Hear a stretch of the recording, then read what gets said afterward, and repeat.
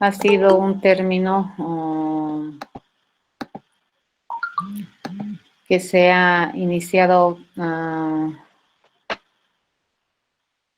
a utilizar para determinar aquellos programas que permitan utilizarse en más de un dominio de datos, ¿no?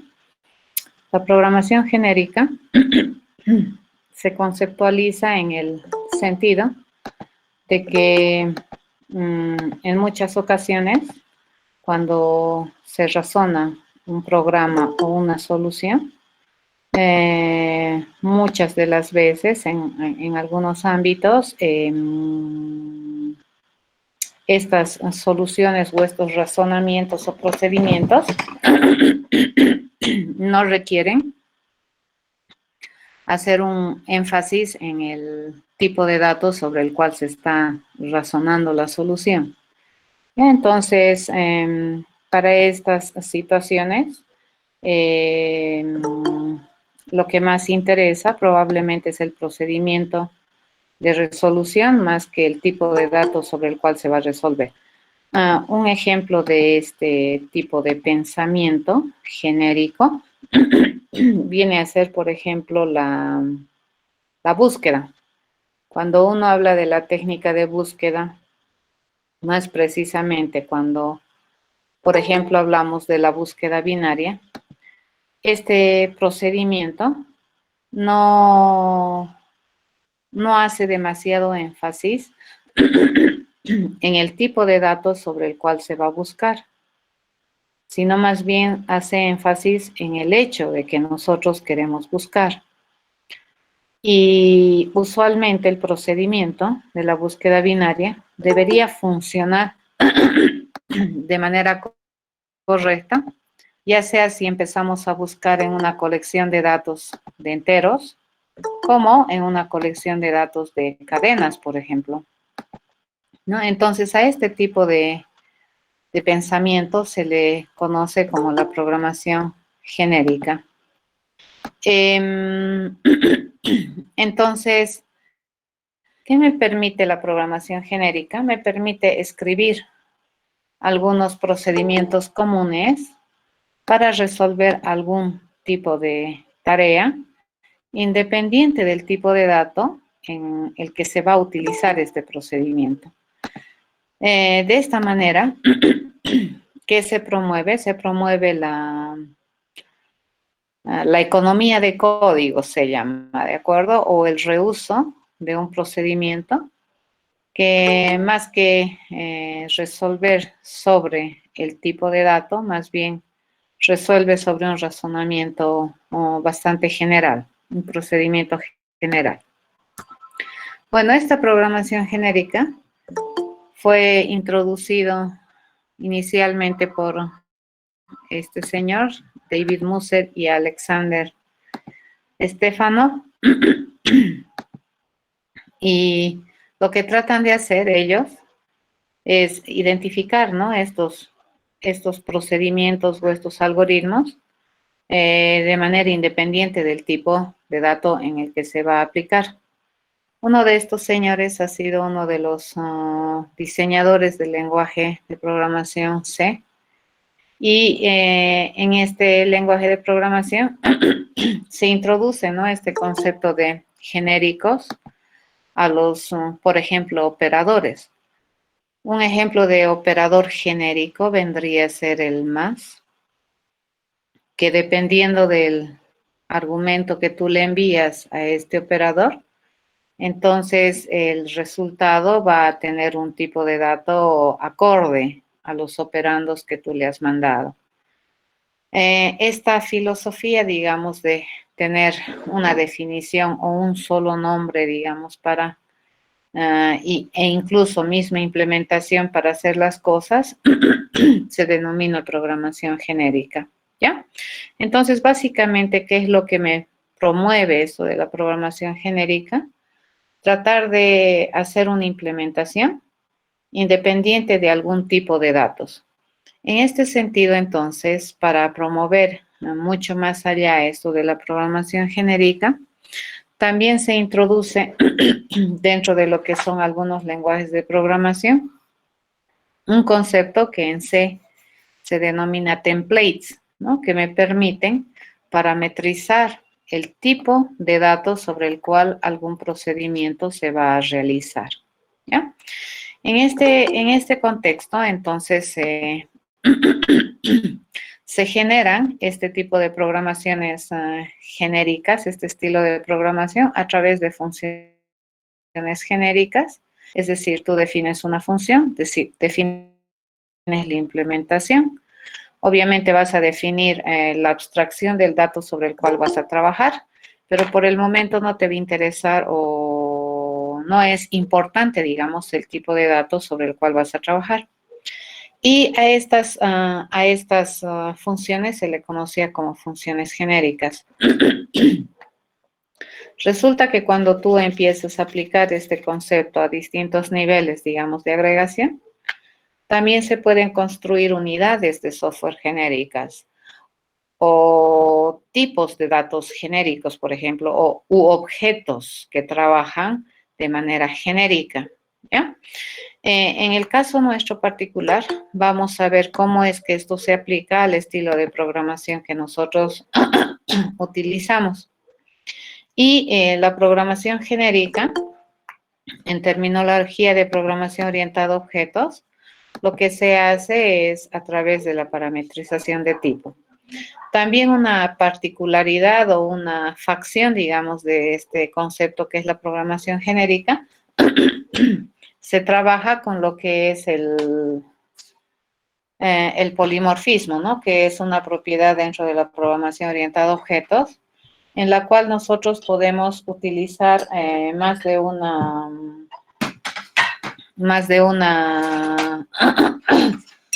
nominación, le llamaremos, o más de una implementación para una misma nominación. Eso es el polimorfismo, ¿correcto? Eso también me da una sensibilidad de genericidad en el pensamiento.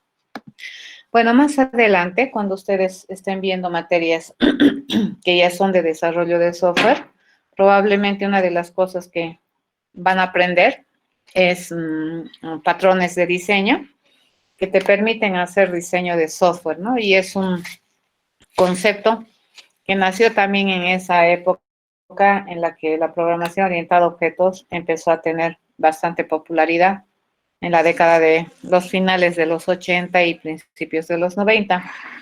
Entonces ahí también se toma este concepto de lo que es programación genérica. Como les había comentado, las dos personas a las que se les atribuye este concepto,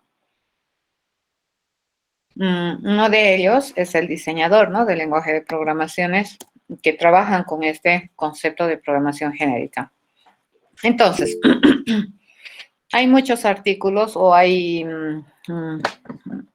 algún tipo de bibliografía. Y sí, hay varios, Ezequiel. Los lenguajes de programación tienen su lugar en distintos ámbitos. Por ejemplo, cuando ustedes lleven sistemas operativos, redes, esas cosas, muy rara vez van a programar en programación orientada a objetos. Probablemente ahí más van a programar en procedural, ¿de acuerdo? Y probablemente el lenguaje más interesante para hacer cosas en sistemas operativos viene a ser el lenguaje C. El ANSI C, ni siquiera el C++, el ANSI C. Entonces, esos lenguajes son muy buenos para algún tipo de aplicaciones, ¿correcto? Pero para aplicaciones de propósito general, la programación orientada a objetos, ¿qué poderío te da? Si ustedes han podido darse cuenta, el poderío que tiene la programación orientada a objetos es sus niveles de abstracción, ¿correcto? Que te permiten definir tus propios tipos de datos. Si tú concibes un dato que es compuesto y que es complejo y que no te lo provee el lenguaje de programación, entonces tranquilamente tú puedes definir tu idea de dato con programación orientada al objeto. Pero en la actualidad existen muchos lenguajes de programación que tienen fortalezas, todos los lenguajes, sin excepción, y los paradigmas también de programación, sin excepción, tienen ventajas y desventajas, ¿no? Otro lenguaje que está pisando fuerte en estos últimos tiempos es Python, que es un híbrido, ¿ya? Y que se utiliza muchísimo para las partes de inteligencia artificial. Ya cuestiones de robótica, eso se utiliza mucho Python. Lenguaje C es antiguito el ANSI C, pero muy poderoso, les cuento, y en nuestra época, en nuestra generación, o en la generación de ustedes, o en esta época, lenguaje LANSI C se puede considerar como el lenguaje de más bajo nivel de los altos niveles, ¿de acuerdo? Todos los lenguajes que nosotros utilizamos son lenguajes de alto nivel, pero dentro de ese conjunto de los lenguajes de alto nivel, el lenguaje ANSI C se consideraría el lenguaje de más bajo nivel. Prácticamente en C hay muchas cosas que el programador tiene que controlar a mano, ¿de acuerdo? No te transparenta algunas cosas como los otros lenguajes de más alto nivel. Entonces, el paradigma de programación más las tecnologías que dan soporte a estos paradigmas siempre tienen utilidad en distintos ámbitos, ¿ya? Y si es que tú estarías dentro del paraguas de lo que es la programación imperativa, estos conceptos que nosotros miramos, por ejemplo, estado, datos, declaración, definición, uso, eso es común en toditos estos lenguajes de programación que respetan una filosofía imperativa. ¿Qué lenguajes no estarían, digamos, con esta, no serían similares si quieres aprender? Vendrían a ser, por ejemplo, Haskell, Hooks, Pizza, que vendrían a ser lenguajes que tienen un paradigma o que responden a un paradigma de programación funcional. O Prolog, Lisp, por ejemplo, ahí tú no vas a encontrar estado. ¿Por qué? Porque las bases conceptuales son diferentes, ¿ya? No es el estado, digamos, el que te permite determinar cuán correcto es tu pensamiento. En Prolog, Lisp, la formalidad que me permite determinar la correctitud de una solución viene a ser la lógica, ¿ya? Entonces, todos los lenguajes tienen su lugar. Obviamente, a medida que pase el tiempo, hay algunos lenguajes que han persistido más en el tiempo, uno por la popularidad, otro por el soporte que tienen y otro por su versatilidad, ¿de acuerdo? Por ejemplo, hay lenguajes que hace años se manejaba BASIC, por decirles, o ADA, ¿no? Esos lenguajes han ido quedándose hacia atrás una vez que han empezado a salir nuevas propuestas de lenguaje que tenían probablemente mejores manejos con cuestiones de sistemas operativos o conceptualmente también te daban mayores prestaciones de servicio. Entonces, no deberían tener miedo de aprender algún lenguaje de programación. Y dependiendo de lo que tú vayas a trabajar, probablemente vas a necesitar programación orientada a objetos, tal vez vas a necesitar inclusive lenguajes cuando vean más arriba, que son los sistemas de información, probablemente vas a necesitar aprender otros lenguajes, como por ejemplo el SQL, que son lenguajes de consultas, ¿no? Y toda la base del SQL no tiene nada que ver con el estado, que la declaración, la asignación, sino más bien está fundamentado con el álgebra relacional, que es teoría de conjuntos. ¿De acuerdo? Entonces, eso es Ezequiel. Pero ahorita, a ver, retomando el asunto este de la programación genérica, la inspiración viene a darse por el siguiente principio. Cuando los programadores hacemos un programa, básicamente, ¿qué estamos haciendo? Estamos sistematizando nuestro cerebro, ¿cierto? Nuestro cerebro tiene una idea Y nosotros tenemos que tener la capacidad de sistematizar esa idea en un procedimiento no ambiguo y finito de escribir, ¿correcto? Y encima, no nos interesa tener un procedimiento que solamente resuelva un caso muy particular, muy específico para un valor X y para un valor Y. No resolvemos así. ¿Cómo resolvemos? Resolvemos para algún valor de algún tipo, ¿de acuerdo? Entonces, nuestros niveles de abstracción en programación ya inician desde el primer día que programas. ¿Qué es lo primero que abstraes? El dato. ¿Y cómo abstraemos? A través de variables, ¿correcto? Edad, num1, num2, eso ya es una abstracción.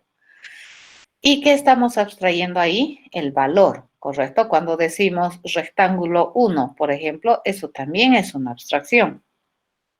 Estamos abstrayendo ya ni siquiera un dato simple, que estamos abstrayendo un dato complejo, compuesto.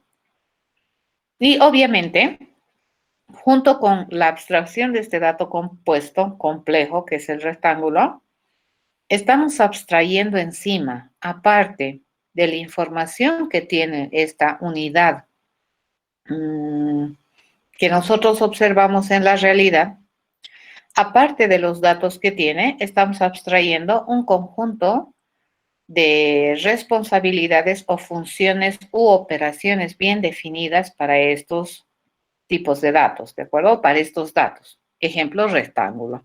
Rectángulo, base altura, dices, es compuesto.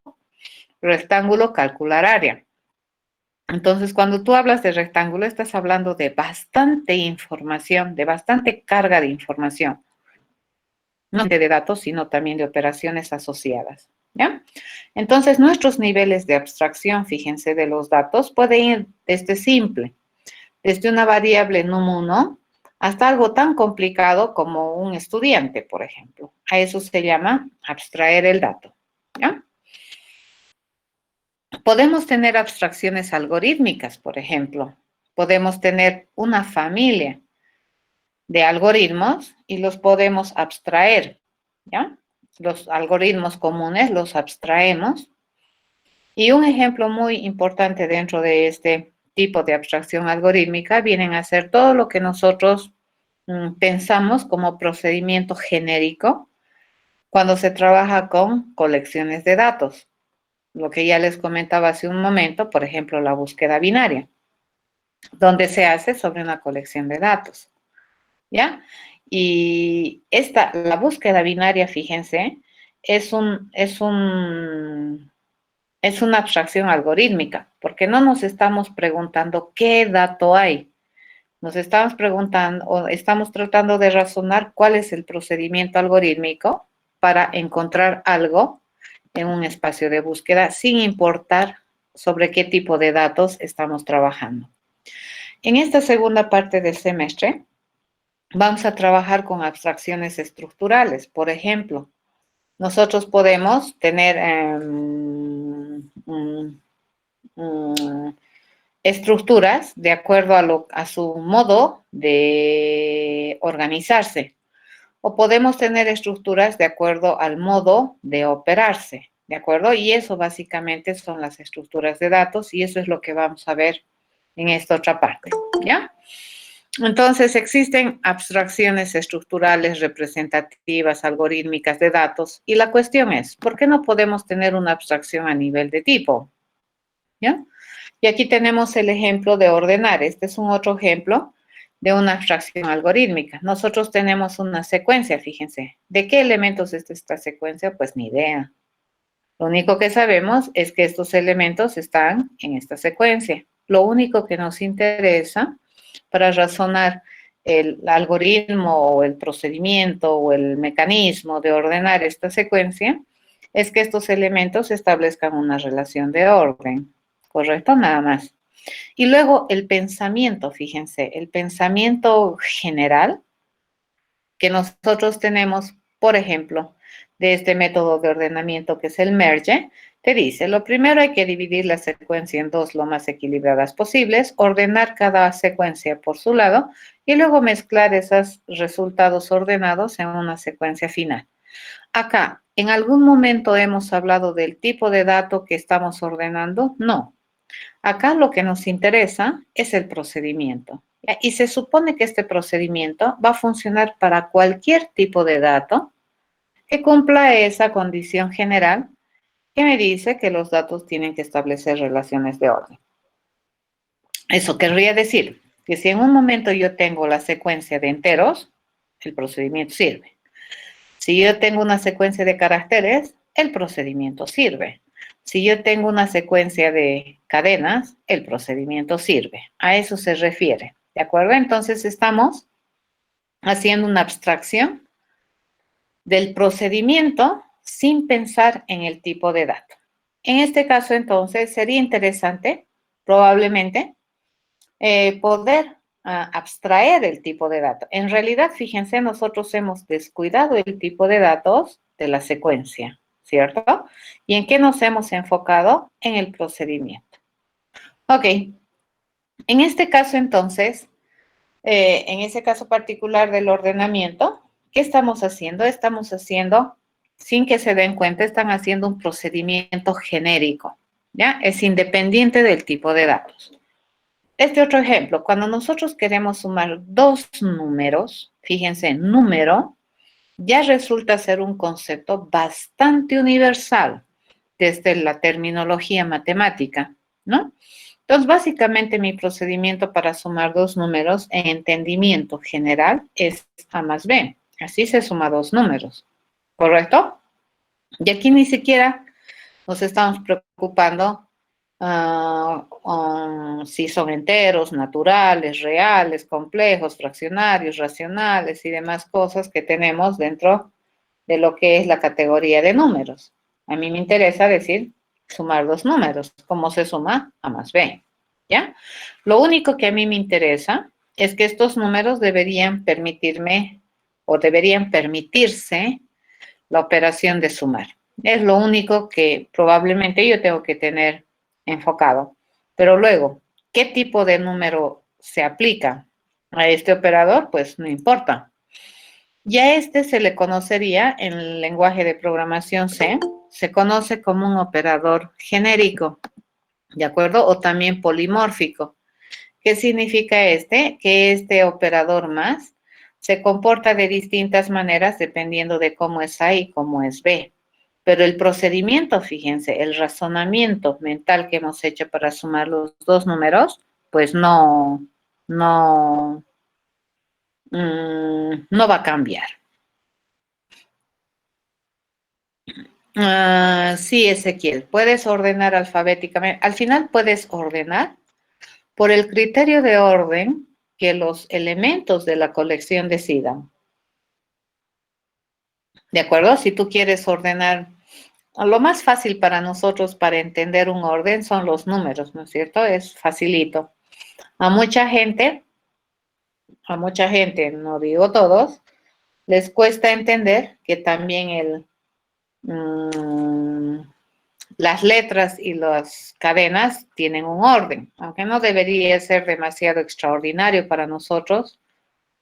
Por alguna razón tenemos el alfabeto, ¿no ve? Y está en orden. Y ese orden es el que se respeta, por ejemplo, en el diccionario. Entonces, implícitamente, fíjense, tenemos un orden en el alfabeto que hace que cualquier cosa que tú uses en composición estos caracteres también o definan una relación de orden. ¿Ya? Las cadenas entonces también se pueden ordenar. ¿De acuerdo? Y al final, aunque no fuera ni por alfabeto, ni por número, digamos, tú quieres ordenar dos rectángulos, el rectángulo definirá su criterio de orden, pero mientras se permita ordenar estos elementos, la estrategia de orden va a funcionar. Eso dice. Lo mismo acá, ¿de acuerdo? La estrategia de sumar va a funcionar independientemente de qué tipo de dato sea A y B. Ya ni siquiera estoy hablando de qué dato es A y qué dato es B. Estoy hablando de qué tipo de número es A y qué tipo de número es B, porque aquí mi característica decía que tenían que ser números. ¿Ya? Eso es. Entonces, lo que nosotros podemos hacer cuando tenemos este pensamiento de, por ejemplo, resolver el sumar dos números, por la propiedad del mundo cerrado de la aritmética, es una propiedad, ¿no es cierto?, de los números y la aritmética, podemos decir que si tenemos dos números, este es el resultado de la suma que me va a entregar otro número, ¿correcto? Y bueno, básicamente, ¿qué podríamos decir? Ok, sumar dos números, no importa qué tipo de número es. Podríamos resumirlo así. Yo voy a recibir dos números de algún tipo y el resultado de la suma obviamente será del mismo tipo que los operandos que estoy recibiendo. Eso suena bastante cuerdo, ¿ya? Por la propiedad del mundo cerrado en algunas operaciones aritméticas que se tiene dentro de lo que es la matemática, ¿ya? Entonces, repito, el sumar dos números, ¿qué me va a generar? Un número, ¿ya? Por ejemplo, si esos números fueran de tipo T, entonces el número que vamos a generar debería ser de tipo T. Ahora, si son enteros, entero. Si son reales, real. Si son complejos, complejo. Ya, eso estamos diciendo. Entonces, ¿cómo es que podemos programar eso independientemente del tipo de dato? Lo podemos hacer así. Fíjense, podemos planear una forma de resolver este proceso de sumar a través de una función genérica, ¿ya? Esta es un procedimiento genérico cuya implementación es común. Así se suma. ¿De acuerdo? Yo voy a recibir dato A, dato B, pero no solamente estoy abstrayendo el dato particular, sino también estoy diciendo que este procedimiento de sumar dos números también es genérico. ¿De acuerdo? Si yo sumo dos enteros, se suma así. Si yo sumo dos reales, se suma así. ¿Ya? Entonces, en este caso, además del dato, que ya está abstraído, ¿de acuerdo? Me interesa abstraer el tipo de dato que vamos a recibir y a eso se denomina genericidad. ¿De acuerdo? Acabamos de definir un procedimiento que se denomina sumar, que es genérico. ¿Por qué? Porque el procedimiento, que vendría a ser la implementación, que prácticamente es esta línea, resulta que es un procedimiento genérico independientemente del tipo de número que tú recibas. ¿Ya? A eso se denomina un proceso genérico. En programación orientada a objetos, nosotros sabemos que todos los procesos se convierten en métodos o comportamientos, ¿correcto? Que están atribuidos como responsabilidad de un tipo de objeto. Entonces, en programación orientada a objetos, esta funcionalidad que acabamos de escribir debería estar dentro de un objeto. ¿Ya? ¿Cómo se provee esta genericidad? En esta definición, parametrizando el tipo. Fíjense, aparte de parametrizar el valor o el dato, estoy parametrizando el tipo de dato. ¿Ya? Eso es muy interesante. Entonces, como les comentaba, en programación orientada a objetos, estos procesos nunca están en el aire, ¿correcto? Estos procesos o estos métodos o estos procedimientos siempre se le asignan a algún ejecutor, a algún objeto ejecutor. ¿Estamos de acuerdo? Entonces, algún objeto tiene que hacerse responsable de esa responsabilidad o de esa funcionalidad. En este caso particular, vamos a decir que un objeto de clase sumador, ¿qué debería saber hacer? Sumar. Por eso se llama sumador. Su característica es sumar.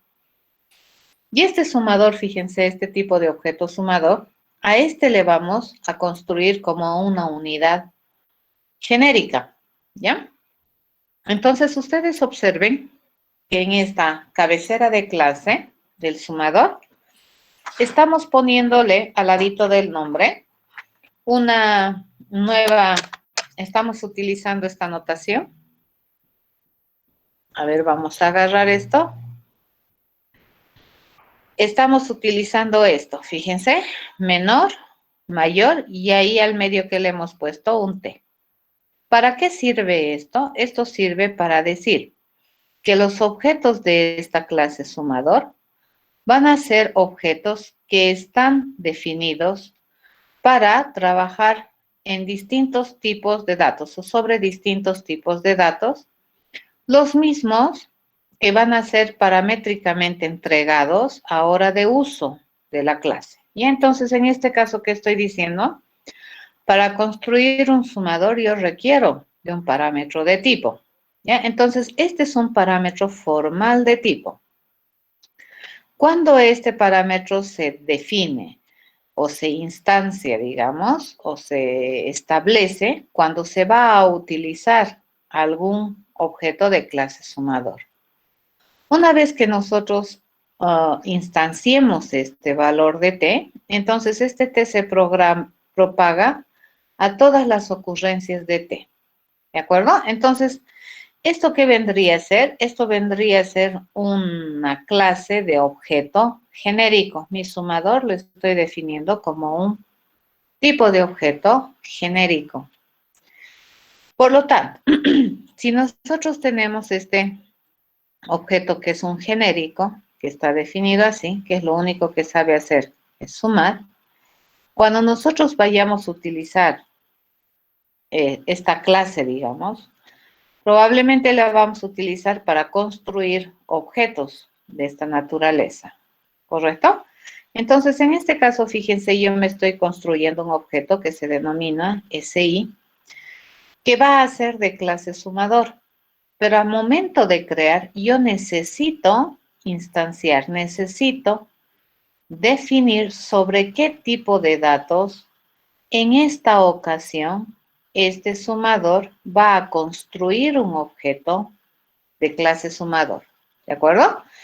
Entonces, este es el momento en el que, fíjense, yo le mando el parámetro actual de tipo, ¿ya?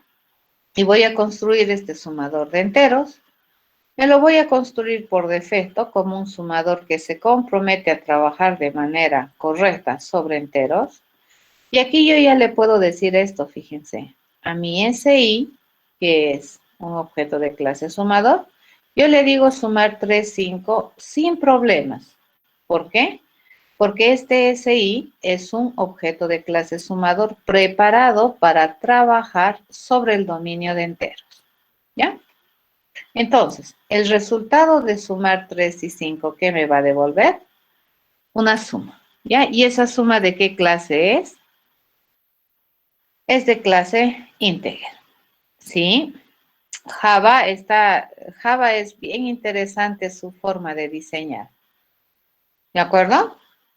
Java tiene un diseño muy interesante en cuestión de programación orientada a objetos, solamente que las últimas versiones, digamos, de Java te han introducido algunas, entre comillas, ventajas para el programador, pero que en algunas cosas te transparenta, pero en otras también es medio inconsistente, ¿sí? Porque hay en algunas ocasiones que funciona y en otras que no.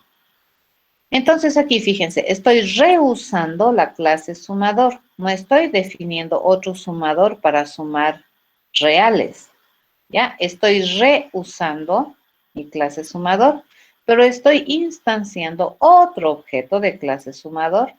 Y este objeto es un sumador especialista sobre tipo de datos reales. ¿De acuerdo? Y si yo le pido sumar, ¿qué me va a devolver? Un real. Fíjense, vuelvo a reusar a mi sumador. O sea, no he cambiado para nada esta implementación. Si ustedes observan, esta implementación no he cambiado. Pero le estoy usando para sumar enteros, para construir un objeto que sepa sumar enteros, que sepa sumar reales, y ahorita que sepa sumar cadenas, ¿de acuerdo? Entonces acá fíjense, yo voy a construir este objeto SS y ¿sobre qué dominio vamos a trabajar? Sobre el dominio de las cadenas, ¿ya? Acá, ¿qué me falta? Acá me falta esto. Entonces, si yo le digo, por ejemplo, 3, ¿qué debería mandarle? Debería mandarle 2 cadenas, ¿correcto? El resultado, ¿qué sería aquí? El resultado sería esta cadena. ¿Estamos de acuerdo? ¿Qué estamos haciendo? Fíjense, estoy reusando toda esta implementación. Estoy reusando la implementación de esta unidad funcional. Este mi sumador, desde aquí hasta aquí, ya se constituye una unidad funcional gruesa, ¿correcto? Es bien compleja. Y lo único que hemos hecho es instanciar, fíjense, y en cada instanciación lo único que hemos hecho es ponerle el tipo de datos sobre el cual este objeto particular va a tener su campo de acción, ¿ya? En cambio, este objeto particular SS, ¿sobre qué tipo de datos trabaja? Sobre cadenas. Entonces, aquí yo ya no tengo que hacerle casting, nada, absolutamente nada. Este sería SS, le digo sumar 35 y esto me va a devolver 35, ¿correcto? Entonces, en esta segunda parte del curso vamos a hacer mucho uso de genéricas. ¿Ustedes ya han usado genéricas? Sí. Por ejemplo, cuando han utilizado el famoso array list, ¿cierto? Cuando tú utilizas un array list ya es una clase que es una definición de una genérica, por ejemplo. Yo acá le puedo decir, quiero almacenar objetos de clase integer. ¿De acuerdo? Y esta va a ser mi lista. Pero si yo quisiera tener un arreglo de cadenas, no tengo que volver a hacer el arreglo, ¿correcto? O sea, toda la implementación que ya está dentro del arreglo, porque fíjense que mi array list tiene un montón de cosas ya implementadas.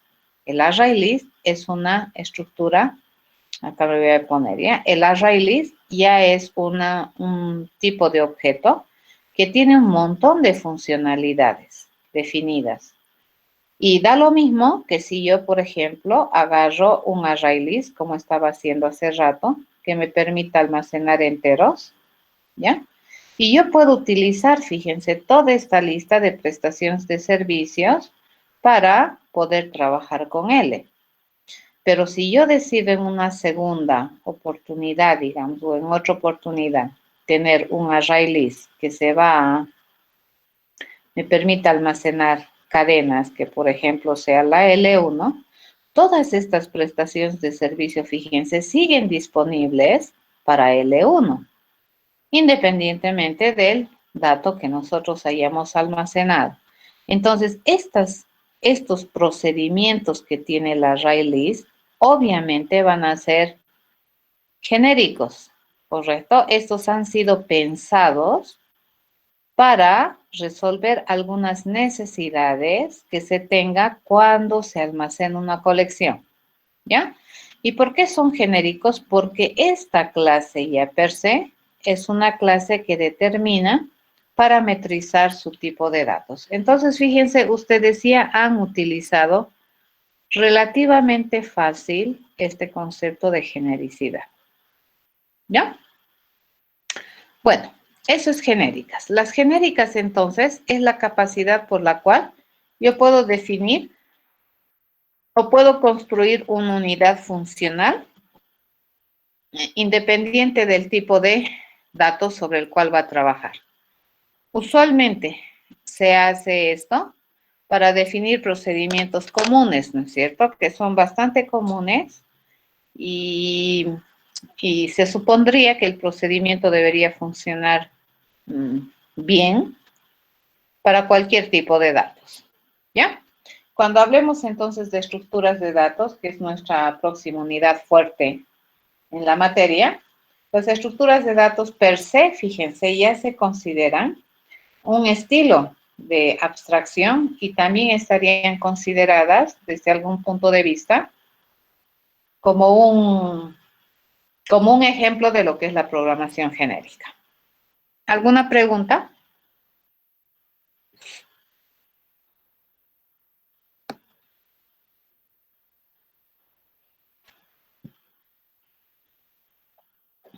Nada, entonces seguimos adelante, ¿ya?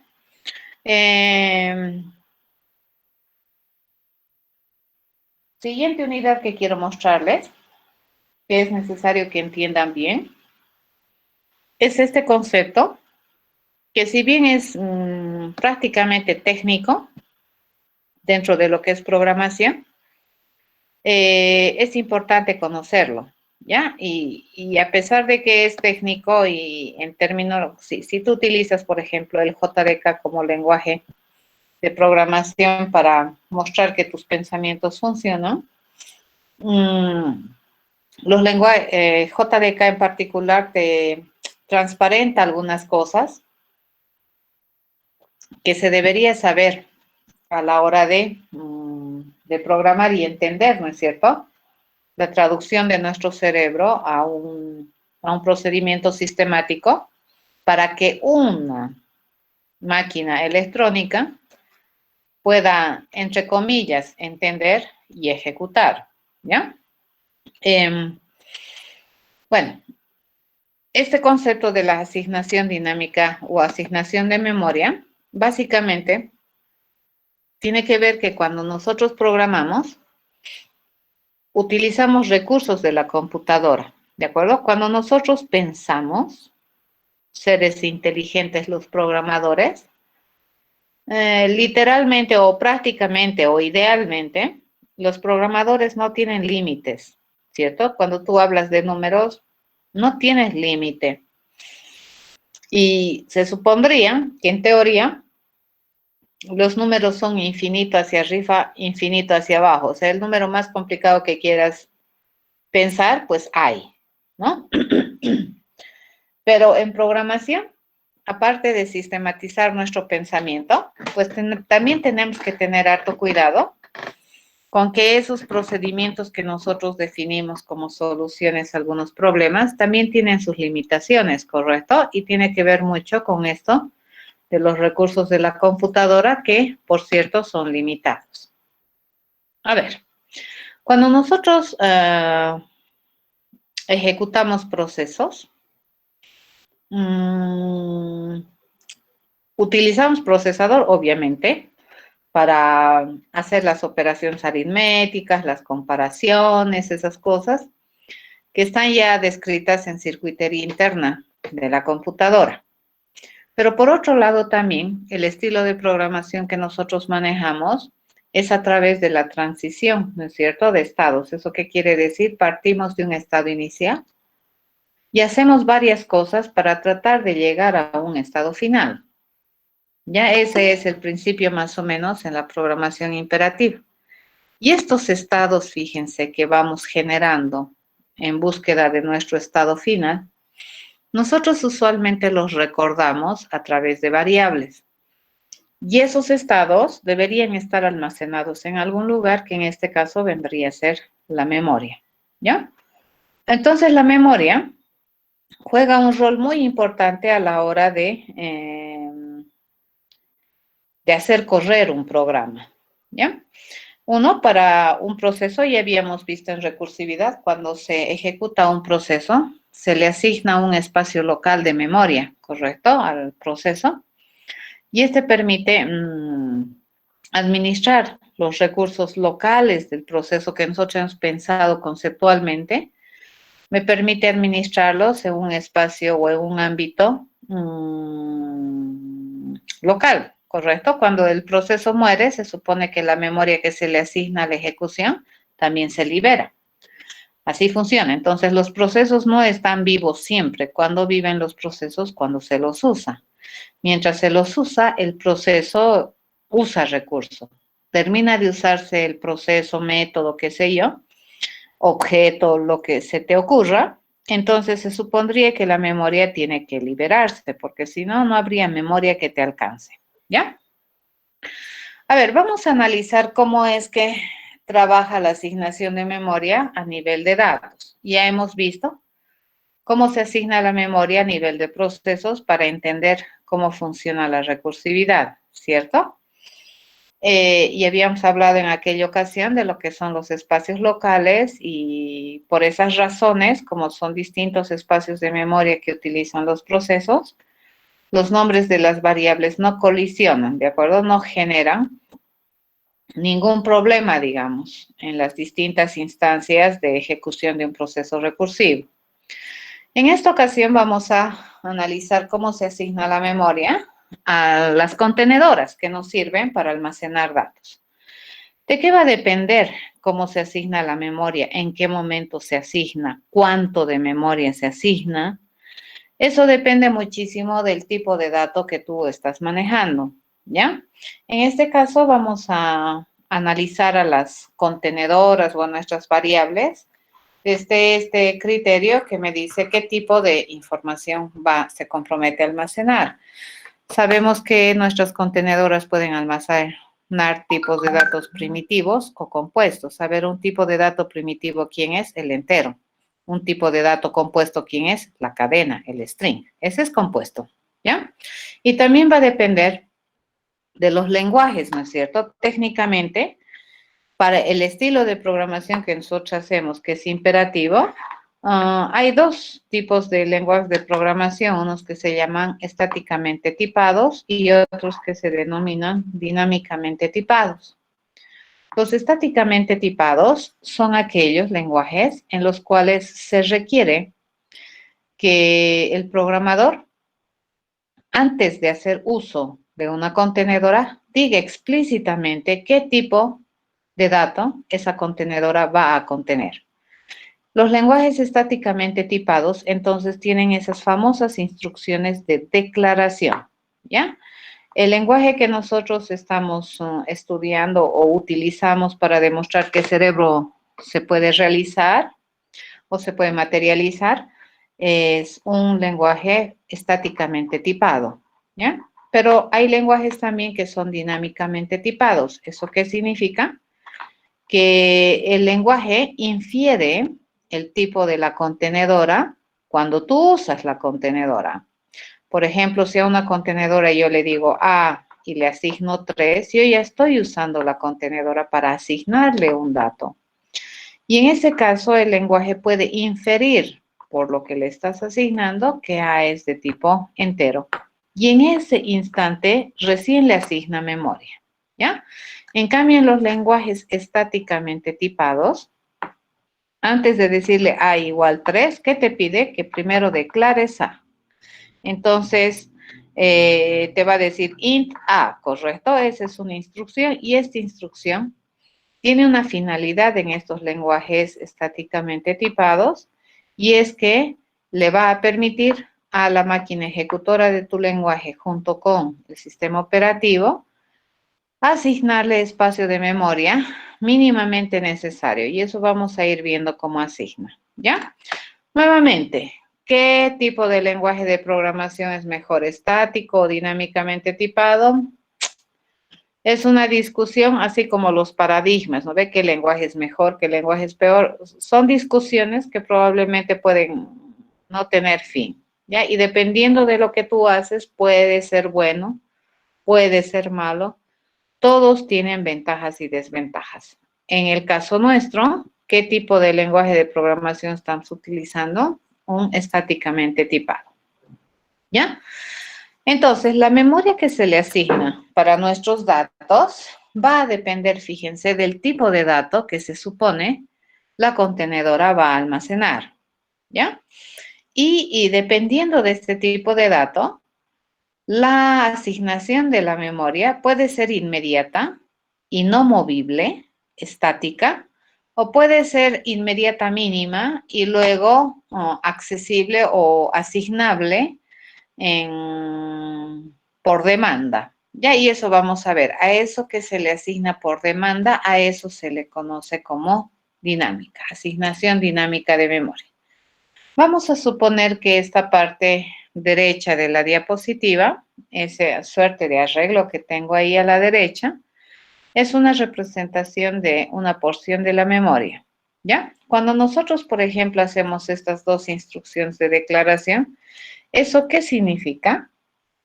En lenguajes estáticamente tipados te dicen, esta instrucción lo que va a hacer es asignarle espacio a la variable A, tanto como se requiera para almacenar datos de tipo entero.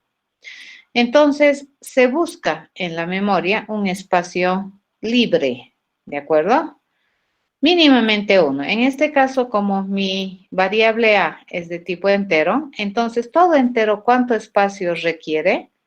requiere un registro. Ya, si suponemos que es un registro de 32, que ahorita son las arquitecturas mínimas, incluso ya tenemos arquitecturas más grandes, pero los lenguajes de programación, la mayoría, o los softwares, una mayoría, mínimamente trabajan con 32 bits. Entonces podemos decir que se le asigna la posición 103, ¿de acuerdo? El registro que está ubicado en la dirección 103.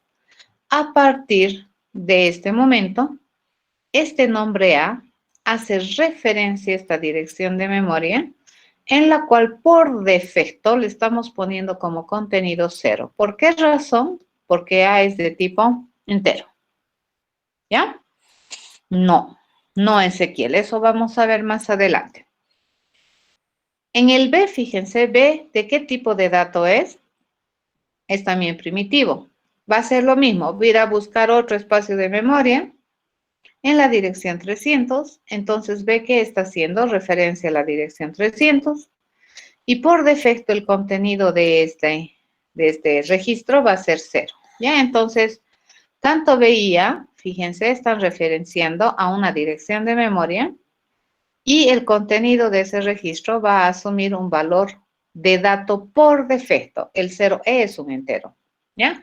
Recordemos que los caracteres se almacenan como números internamente, ¿no ve? Una representación numérica tienen internamente los caracteres. Todo se almacena como números. Tampoco es verdad, ¿no? Como una abstracción numérica, porque en el fondo de los fondos, las cosas como se almacenan como energías eléctricas, ¿ya? Eso, así se almacena la información. Por ejemplo, si nosotros usamos A y le ponemos 35, no se requiere mayor espacio de memoria para escribir 35, ¿ya? Entonces, en este registro de 32 bits se va a escribir 35. ¿Estamos de acuerdo? A esta cualidad se le conoce como asignación de memoria estática. Entonces, si nosotros le asignamos, por ejemplo, a la variable B la letra A, esto va a cambiar el contenido por defecto que se tenía en este registro, que se va a almacenar el número 65, ya que el número 65 corresponde al código ASCII de la letra A mayúscula, ¿ya? Hemos necesitado más memoria para poder manejar el dato que se almacena en B? No. ¿De acuerdo? Por lo tanto, fíjense, ¿cuánta memoria le hemos asignado en declaración? Un registro para cada variable. Cuando hemos usado la variable para asignar dato, ¿hemos requerido mayor memoria? No. La asignación que se le ha hecho a la hora de la declaración es suficiente. ¿De acuerdo? Entonces, a eso se llama asignación de memoria estática. Una vez que le asignas ese tamaño, digamos, de memoria, ya no va a cambiar. En una siguiente ocasión, nosotros podemos cambiarle el valor de A y tranquilamente, ¿qué es lo que va a hacer? No requiere mayor espacio de memoria, utiliza ese registro y lo único que va a cambiar es lo que está almacenando. ¿Ya? A ver, la pregunta que me haces, Ezequiel, sería más o menos equivalente a esto que vamos a hacer. ¿Qué pasaría si nosotros declaramos C como un arreglo de enteros? La pregunta es, ¿cuánto espacio se le va a asignar a C? Recuerden que la declaración en lenguajes estáticamente tipados tiene una semántica asociada. La semántica de una declaración te dice, vamos a partir de este momento, indicar que C es un identificador en el ámbito en el que estamos declarándolo. Además de eso, se dice que a C se le va a asignar memoria para almacenar tantos enteros, porque esto es un arreglo, ¿correcto? ¿Sabemos cuántos enteros se quiere almacenar en C?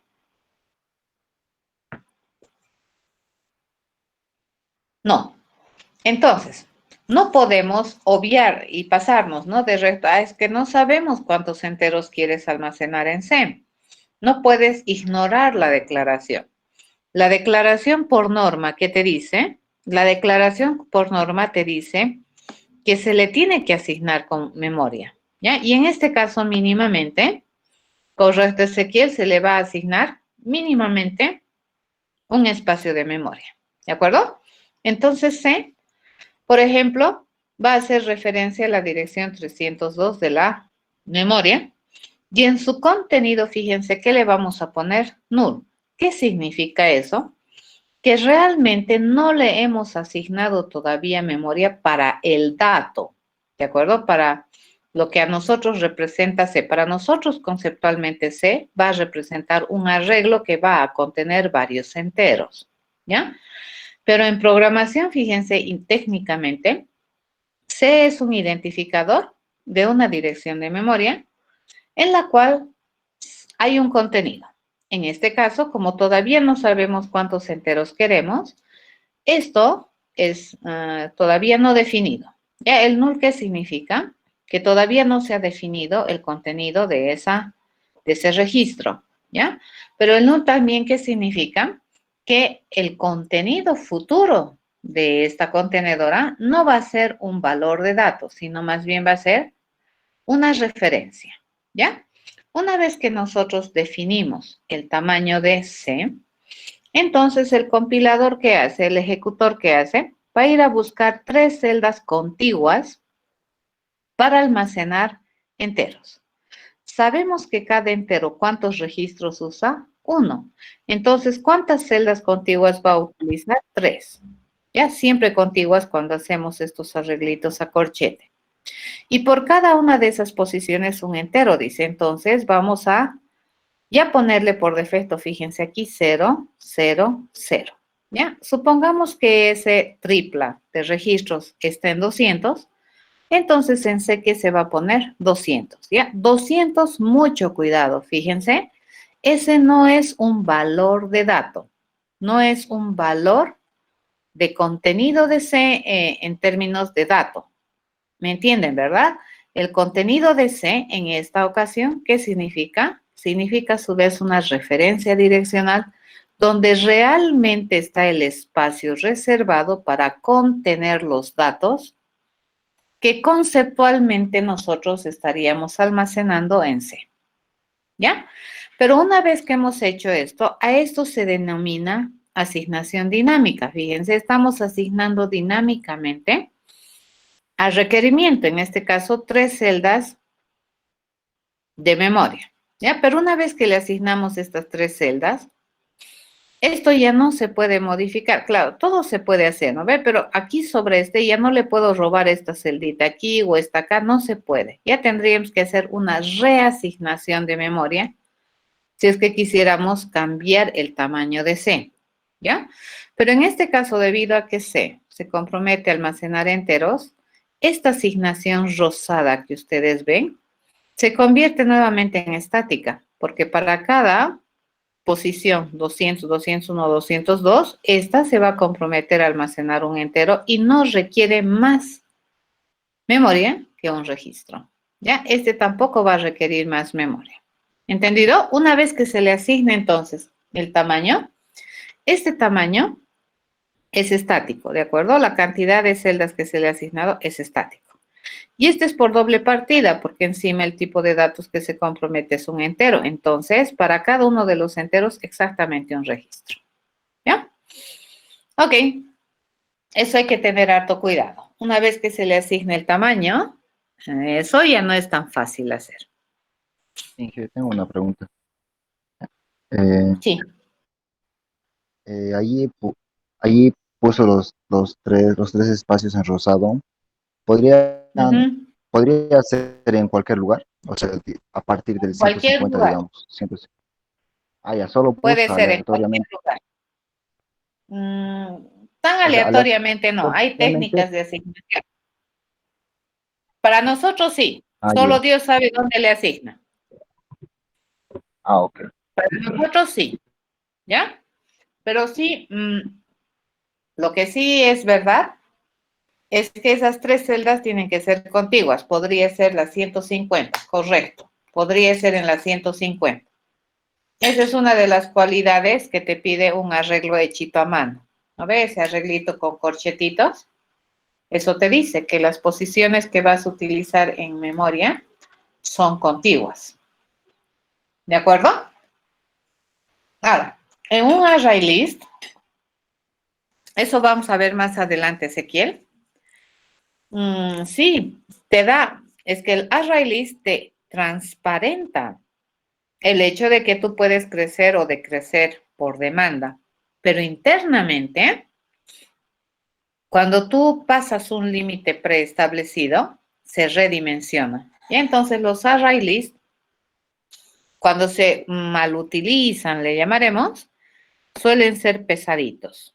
Sí, eso vamos a analizar un poquito cuando estamos viendo estructuras de datos.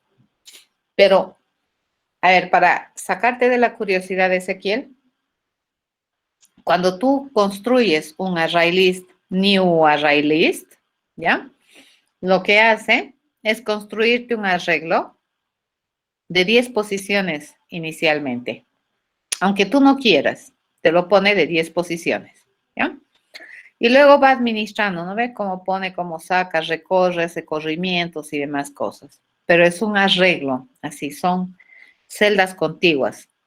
El acceso a una posición o a un dato por una posición en un array list es sumamente veloz, es bastante rápido.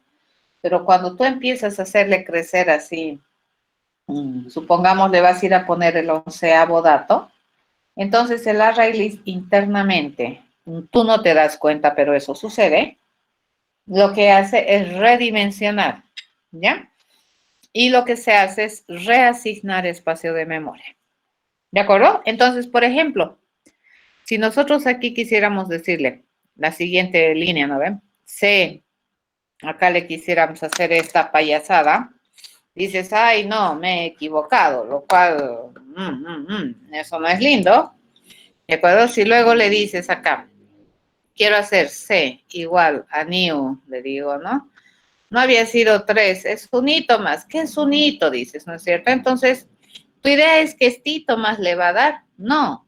Lo que va a hacer es nuevamente ir a buscar 4 celdas contiguas, ¿de acuerdo? Por ejemplo, estas, 4, ¿ya? Y va a redimensionar aquí. Y esto lo va a liberar. Correcto, y si ya tenías datos aquí, los vas a perder, a menos que los copies uno a uno. ¿Estamos de acuerdo? Eso es bien importante.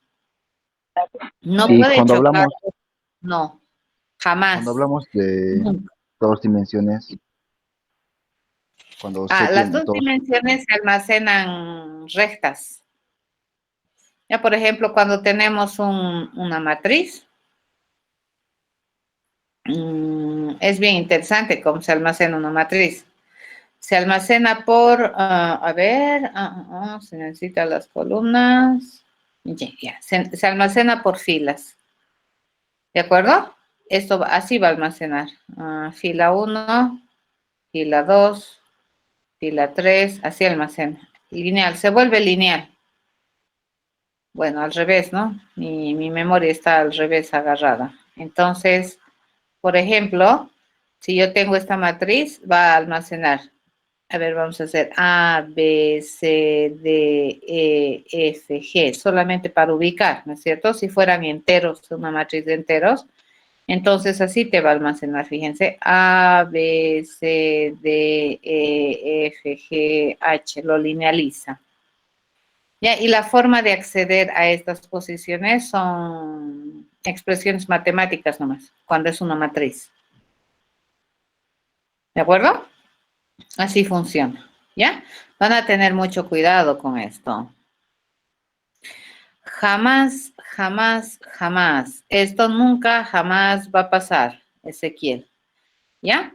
¿Por qué? Porque el responsable de hacer que eso no suceda es tu máquina ejecutora más tu sistema operativo. Entonces, no es posible que yo esta misma registro, yo le asigne a 2, que digamos esté asignado a C y también esté asignado, qué sé yo, a B, digamos, o sea, si yo le digo o a D, digamos, ¿no ve? Aquí le digo int D, cosa así, y luego me dice, ya, entonces este no, jamás. Se da cuenta cuál está reservado. Ahora van a fijarse que hay un otro concepto que es aliasing, pero no es porque estás sobreponiendo, es otra cosa. ¿De acuerdo? Hasta aquí estamos bien, ¿verdad? Entonces, En la declaración no habíamos realmente dado la cantidad de espacios que se requiere para almacenar el dato, pero mínimamente cuánto le hemos asignado, 1, incluso para decirle que todavía no hemos asignado, ¿ya? Una vez que hemos definido el espacio, hemos dicho que por demanda quiero 3, entonces recién se ha ido a buscar el espacio correcto, de 3, y esta dirección, fíjense, este 200, que es la dirección, es el contenido de C. Entonces, C que contiene, C va a contener una dirección de memoria. Fíjense, C no contiene un entero ni nada. C que contiene una dirección de memoria. ¿Correcto? Entonces, ahí ya le hemos asignado memoria de manera dinámica. Sigamos. ¿Qué pasaría si yo quiero ponerle 56 a la celda 2 de C? Entonces, ¿qué es lo que hace? Agarra la posición que tiene en C, 200, le suma más 2, 202, y ahí le pone 56. Así de rapidito hace. Por eso es que cuando tenemos un arreglo hecho a manito, el acceso a la información es bien rápida, ¿ya? Porque lo hace con un cálculo matemático. Bien rapidito, 200 más 2, 202. ¿Todo por qué? Porque este es un entero. ¿De acuerdo?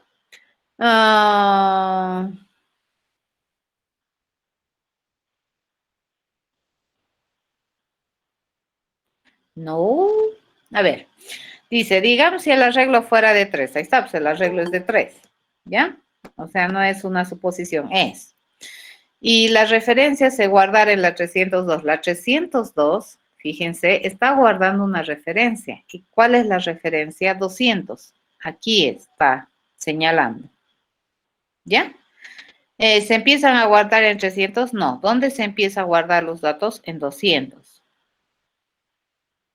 Es que jamás te va a asignar 300, Ezequiel, porque 300 ya está ocupado primero.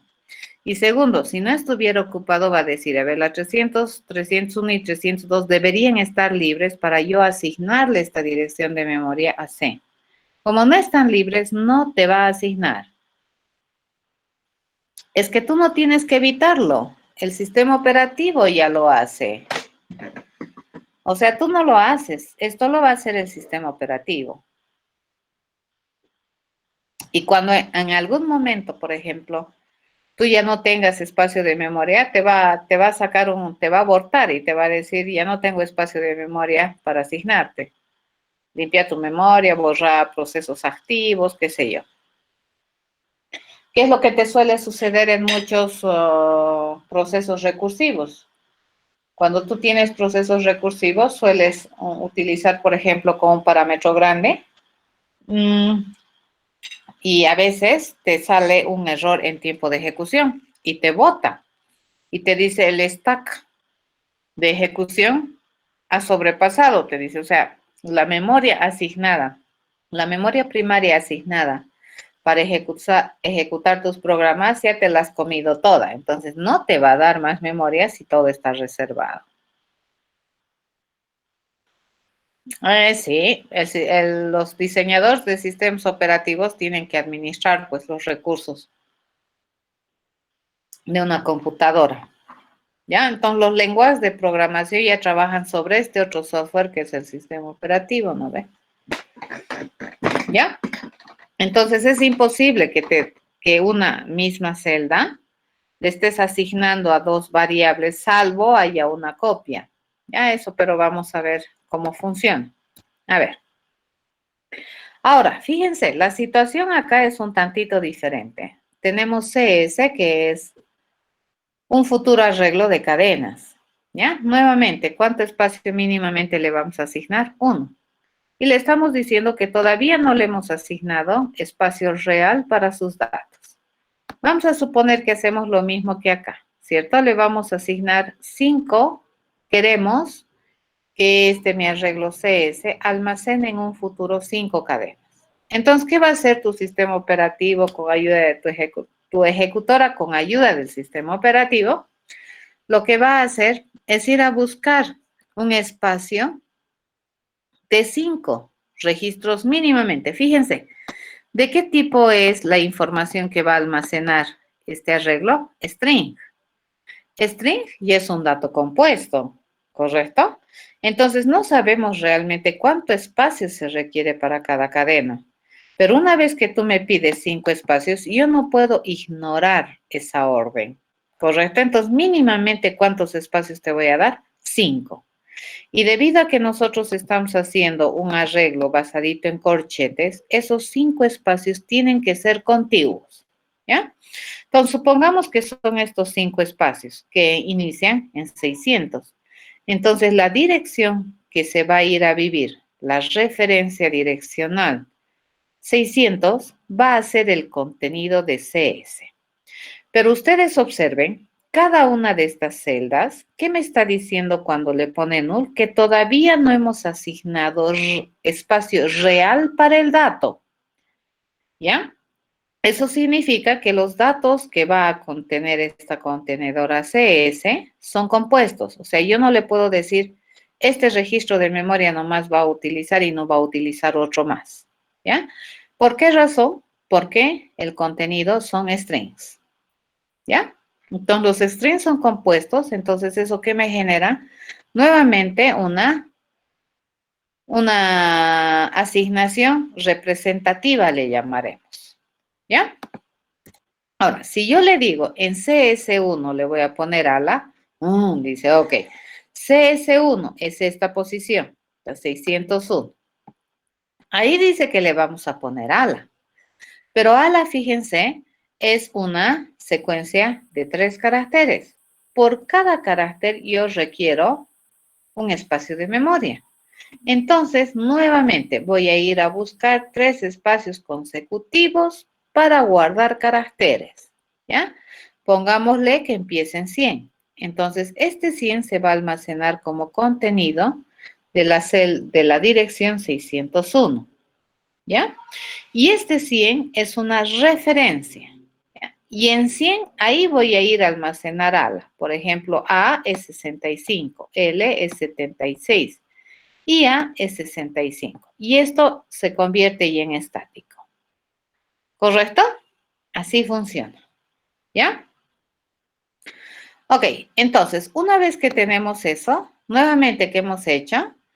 A CS le hemos asignado memoria dinámicamente, estáticamente, ¿cuánto mínimo le asignamos a cada contenedora? 1, ¿no ve? Y luego para almacenar los datos, dependiendo de qué tipo de contenedora es, si es compleja, entonces va a empezar a asignar más memoria por requerimiento, ¿ya?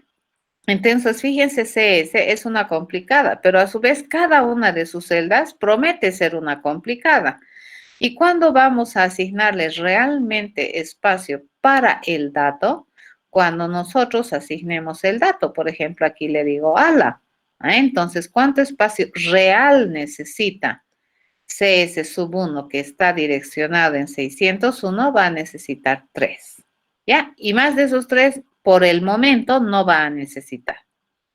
Grave sería que le diga CS sub 1 igual a hello, digamos, ¿no es cierto? Entonces ahí va a volver a redimensionar, dice, ¿dónde tengo aquí 5 posiciones?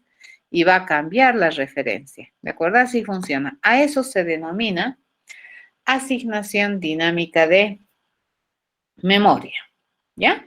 Entonces, en tiempo de declaración, nosotros podemos asignar memoria y dependiendo del tipo de información que se comprometa a tener esa contenedora, ese espacio de memoria que nosotros le damos ya no se va a cambiar, es decir, ya no va a crecer, ¿ya? Es suficiente.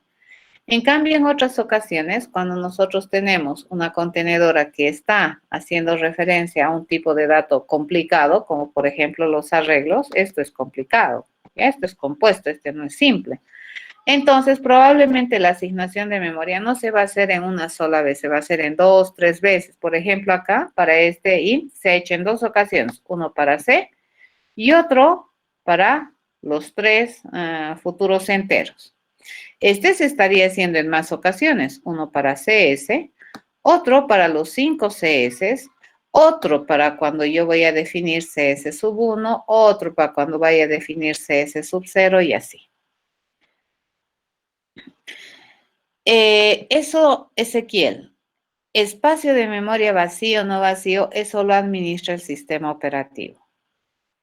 ¿De acuerdo? Nosotros no lo hacemos. Lo único que te estoy mostrando es que esta es la forma en cómo se asigna memoria cuando nosotros hacemos este programa. ¿Y por qué es importante entender esto en los lenguajes de programación que tú vayas a aprender? Tú necesitas saber cómo es que almacena. ¿Qué almacena? Almacena directamente valores, almacena valores de datos, valores referenciales. En el caso de JDK, nos estamos dando cuenta que nuestros registros de memoria, fíjate, podemos almacenar directamente ya un dato primitivo o podemos almacenar una dirección de memoria. Las dos cosas son válidas. ¿Ya? Eso es importante entender. Ok.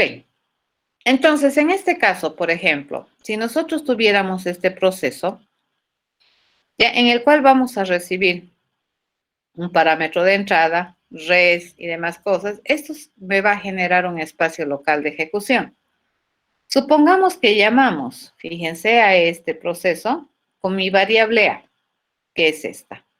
¿Ya? Con esto lo vamos a llamar. Entonces, ¿qué es lo que hace? Lo siguiente que hace, para esa ejecución va a generar un espacio local de ejecución. Lo primero que hace es darle un espacio para n. Como n es entero, entonces le va a dar solo un registro. Ese registro va a contener ya un valor de dato.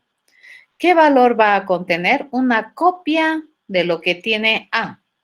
¿Ya? Y lo que tiene A en este momento, ¿qué cosa es? 40. Entonces, una copia de ese valor va a venir acá, a n. Pero acá, él se da cuenta que n contiene ya un valor de dato. ¿De acuerdo? Y es un valor de dato, es el dato ya, lo que tiene en el registro. Segundo paso, a esto se le conoce como parámetro por valor. ¿Qué te estoy mandando? El valor que tiene A, el contenido de A, eso te estoy mandando para que lo almacenes en N, ¿ya? Y el valor que tiene A ya es un dato, porque es un entero. Siguiente, ¿qué es lo que va a hacer? A eso que se denomina, les había dicho, se denomina parámetro por valor, ¿ya? Siguiente va a ir a buscar un espacio libre para res, supongamos este, y como es un entero, no requiere mayor espacio. ¿Y cuánto le va a poner por defecto en la declaración? 0, ¿ya? Luego va a definir res, dice, va a agarrar 2 veces el valor de n, que era 40, y lo va a multiplicar por 2, entonces va a valer 80 mi res. Y luego, ¿qué me dice? Vamos a aumentar el valor de n. Fíjense, n vamos a aumentar en 1. Entonces, ¿cuánto vale n? 41. Si ustedes observan, aquí el único n que ha cambiado, o el único 41 que ha cambiado es este. Este queda intacto. Ya no hemos hecho ningún cambio en mi parámetro de entrada, obviamente porque le hemos mandado una copia del valor. ¿Ya? Y al terminar, mi resultado, ¿qué sería? 80. ¿Ya? Termina ese proceso y fíjense, la memoria se limpia. Chin, chin, chin, chao, fuera. ¿De acuerdo? Así debería funcionar. ¿Ya? Proceso termina y todos los espacios que se habían asignado para su ejecución deberían limpiarse. ¿Está bien? Ok, nos vemos el día lunes, jóvenes. El lunes les voy a terminar de explicar biencito esto con ejemplos de por qué es importante que ustedes sepan cómo el lenguaje, digamos, almacena o aprovecha los almacenamientos. Y esto va a depender del lenguaje de programación que tú utilices. Sí, señor, se puede cambiar, Juan Manuel, se puede cambiar variables de ambiente desde línea de comandos o desde esa tu ventana de variables de ambiente, de sistema. Pero no es aconsejable, ¿de acuerdo? No es aconsejable porque tu sistema operativo ya tiene una predicción, digamos, del uso de la memoria RAM y va a empezar a distribuir, ¿de acuerdo? Tu memoria RAM para que se ejecute cosas del sistema operativo, tus aplicaciones, tu sistema de archivos, todo eso se está ejecutando ahí en memoria RAM. Entonces, el espacio que se le da por defecto para que ejecutes programas con lenguajes de programación se puede modificar, pero no es adecuado. Y sí, cuando tú ejecutas el programa ya estás ocupando espacio de memoria. No, pero esa es otra cosa. Una cosa es la ejecución y otra cosa es el programa. Pero usualmente tu programa no ocupa memoria primaria, Ezequiel. Tu programa está en memoria secundaria. ¿Dónde guardas? Lo guardas en disco duro. Ahorita, ¿de qué estamos hablando? Estamos hablando de memoria primaria.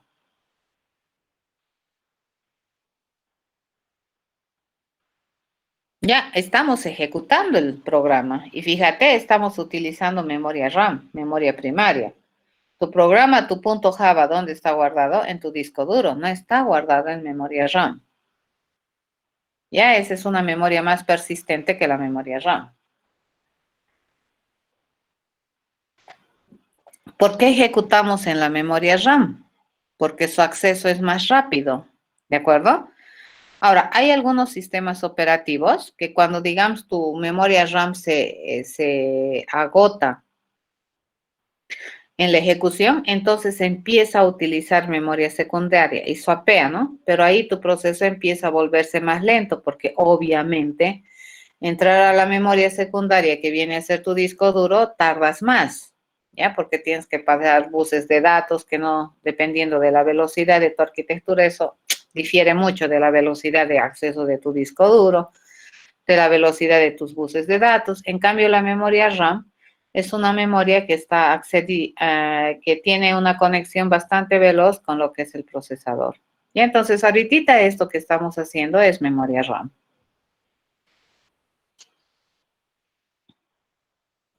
Sí, señor.